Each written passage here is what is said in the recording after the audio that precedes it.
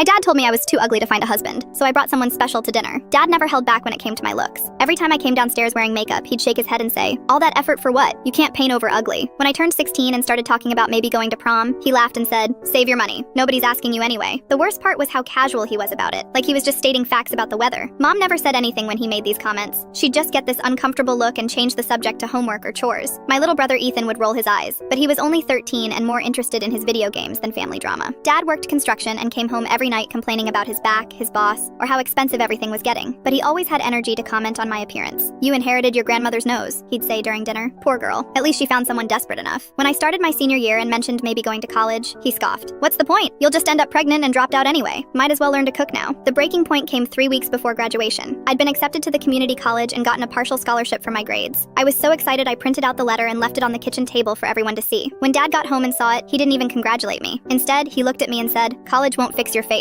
You're still going to be too ugly to find a husband. Better learn a trade that doesn't require dealing with people." That night, I called my friend Jake from chemistry class. We'd been lab partners all semester, and he was one of those guys who was genuinely nice to everyone. He never made me feel weird or ugly like other guys did. "Want to help me prove my dad wrong about something?" I asked him. He didn't even ask what it was before saying yes. The plan was simple. Jake would come to Sunday dinner and pretend to be my boyfriend. I coached him on little details about our fake relationship. We'd been dating for 2 months, met in chemistry class, and he was planning to study engineering at the state university. Jake was actually really good looking, played soccer, and had this confidence that made everything seem easy. Sunday came, and I spent extra time getting ready. Not because I thought it would make me pretty, but because I wanted Dad to see I'd made an effort. Jake showed up right on time wearing khakis and a button-down shirt, carrying flowers for Mom like I'd suggested. When I introduced him as my boyfriend, Dad's face went completely blank. During dinner, Jake was perfect. He complimented Mom's cooking, asked Dad about his construction work, and even played video games with Ethan afterward. He held my hand at the table and called me beautiful twice, once when he thought Dad was listening. Every time Dad tried to make one of his usual comments about my appearance, Jake would jump in with something positive. "I love how Jenna always knows exactly what she wants," Jake said when Dad mentioned I was too picky about restaurants. "She has great taste." When Dad brought up my unfortunate features, Jake looked genuinely confused and said, "Are we talking about the same person? I think she's gorgeous." The kicker came when Jake was leaving. He kissed my cheek in front of everyone and said, "See you tomorrow, beautiful." After his car pulled away, I found Dad standing in the kitchen looking completely lost. "Where'd you find him?" he asked quietly. "Chemistry class," I said. "Turns out some people actually think I'm worth dating." Dad nodded slowly, not meeting my eyes. He seems like a good kid. The next morning at breakfast, Dad was different. Instead of his usual comment about my hair or clothes, he asked if I wanted him to drive me to school. "Jake's picking me up," I said. Dad nodded and went back to his coffee. Jake and I kept up the fake relationship for 3 more weeks until graduation. He was such a good sport about it that we actually became real friends.